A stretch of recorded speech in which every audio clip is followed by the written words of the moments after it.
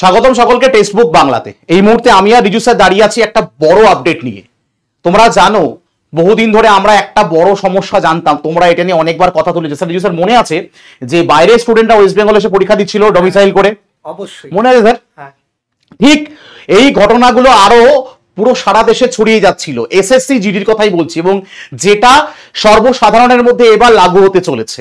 ঘটনাটা আমি ছোট করে বলি, দেখো কি বলছে এখানে, যে reserve candidate can not be permitted to migrate to general category seats if relevant to recruitment rules impose an embargo. এ কথার মানে কি? একটা রিজার্ভ স্টুডেন্ট প্রথমে বয়সের ছাড় নিচ্ছে। স্যার প্রথমে বয়সের ছাড় নিচ্ছ, এটা দেখো সবাই করে থাকো, দেখো সবাই ওই একটা কথা বলে, আপনা কাম বানতা তো ভার মে যায় জানতা। তো কি হচ্ছে, একটা রিজার্ভ স্টুডেন্ট সে তার বয়সের ছাড় নিচ্ছে, কারণ সব থেকে বড় ব্যাপার যে এসএসসি জিডিতে স্যার জেনারেলদের বয়স হলো 18 থেকে 23, কিন্তু যার বয়স 26 সেও বুঝতে পারছে, যার বয়স সেও বুঝতে পারছে। এইবার ওই যে 26-28 পাওয়া স্টুডেন্টটা, যার 26 বছর বয়স, যার 28 বছর বয়স, সে কি করছে, সে তো প্রথমে এজ রিল্যাক্সেশন নিয়ে নিল, ঠিক আছে আমি এই এজে বসতে পারবো, কিন্তু সে এবার কি চাইছে, আমার নাম্বার ভালো আছে, আমাকে জেনারেল ক্যাটাগরিতে সুইচ করে দাও। তাহলে মানে স্যার এখানে একটা অ্যাকচুয়ালি কথা হচ্ছে, আমি গাছের ফলটাও খাবো, মানে গাছের খাবো তলারে পোড়াবো। কিন্তু এটা আমাদের স্টেটে আছে স্যার, এটা উত্তরপ্রদেশও স্টেটেও আছে, কিন্তু সেন্ট্রালের এক্সামে এটা কোথাও নেই যে তুমি যদি একবার এজ রিল্যাক্সেশন নিয়ে নাও, তোমাকে ওই ক্যাটাগরিতে যে কটা ভ্যাকান্সি আছে সে কটা ভ্যাকান্সির উপরেই লড়াই করতে হবে। তুমি ভাবছো আমার নাম্বার ভালো আছে, জেনারেলে ভ্যাকান্সি বেশি, আমার ওখানে সুযোগটা বেশি আছে, না। এবং এটার উপরে কিছু স্টুডেন্ট কেস করে দিল হাইকোর্টে। হাইকোর্ট বললো ঠিক আছে, তো তোমরা ঠিকই বলছো, বাট এটার উপর সুপ্রিম কোর্টে আবার কেস হলো। সুপ্রিম কোর্ট বললো না, এটা হতে পারে না।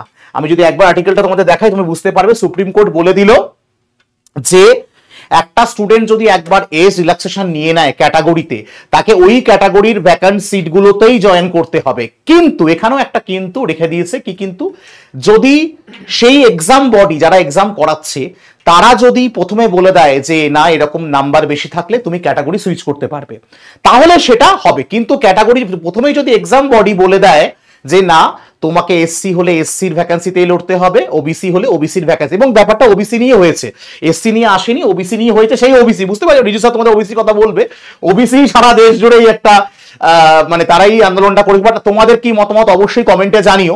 আমাদের তো মনে হয় স্যার জেনারেলরা একরকম লড়াই করে, ক্যাটাগরির একরকম লড়াই করে, লড়াইটা সবার সমান হওয়া উচিত। তাও দু রকম জেনারেলদের তো কোনো, জেনারেলের সব থেকে বড় প্যাথেটিক জায়গা ভাবো না, তাদের বয়সটা 23 হয়ে গেলে তারা ভাবতেও পারছে না এসএসসি জিডির মতো পরীক্ষায় বসার জন্য।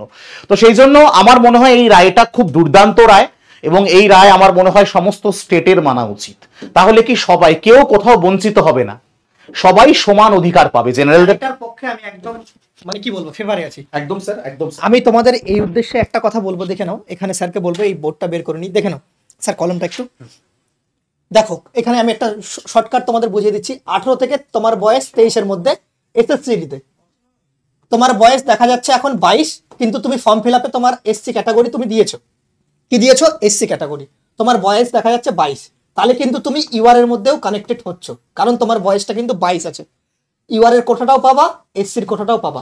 যদি তোমার বয়স দেখা যাচ্ছে 24 হয়ে যাচ্ছে, সেক্ষেত্রে তুমি যত বেশি নম্বর পাও না কেন, এসসি ক্যাটাগরি থেকে তুমি কিন্তু ইউআরএ আর সুইচ করতে পারবে না, এটাই বলা হয়েছে। এটা আমাদের বর্তমানে রাজ্যের বিভিন্ন রিক্রুটমেন্ট বোর্ডও কিন্তু ফলো করছে, এই জিনিসটা ভালো করে তোমাদের দেখতে হবে, ঠিক আছে। এবার এছাড়াও এসএসসি তে শুধুমাত্র বয়স না, তোমাদের অনেকের দেখবে হাইট থাকে, অনেকের দেখবে চেস্টে ছাড় থাকে। যদি তুমি হাইট এবং চেস্টে ধরে নাও তুমি এসটি ক্যাটাগরি, কিন্তু তোমার বয়স 22 বছর, তোমার বয়স 22 বছর হোক, তুমি ইউআর এর মধ্যে কানেক্টেড হচ্ছ, কিন্তু তুমি হাইটের ছাড় নিয়েছো, চেস্টের ছাড় নিয়েছো, তাহলে তুমি কিন্তু কখনো ইউআর এর মধ্যে যেতে পারবে না। যদি তুমি কোনো তোমার কাস্ট সার্টিফিকেটের ফায়দা তুলো অ্যাকচুয়ালি, তাহলে তুমি কোনোভাবেই ইউআর সেকশনে যেতে পারবে না স্যার। মানে ব্যাপার হচ্ছে buy one get one free হবে না। হ্যাঁ, মানে গাছেরটাও খাবো, তলারটাও কুড়াবো, এটা কখনো সম্ভব না। আমার মনে হয় একটা বিরাট আপডেট তোমার। আমার মনে হয় এখানে জেনারেলরা বেশ খুশি হলো। আমরা কাউকে কিন্তু কারো মন খারাপ করতে আসিনি, পরিষ্কার কথা, এটা যেটা ন্যায় সেটা ন্যায়। তাই আশা করি যদি ভিডিওটা ভালো লাগে অবশ্যই ফেসবুক বাংলা চ্যানেলটিকে সাবস্ক্রাইব করে পাশে থাকা বেল আইকনটি ক্লিক করো। আর যদি স্যার কিছু জানার থাকে কমেন্টে দিয়ে দিতে পারি, একদম অবশ্যই তোমাদের আরো যদি ডিটেল এই সম্পর্কে আরো ডিটেল জানতে হয় কমেন্টে অবশ্যই জানিও।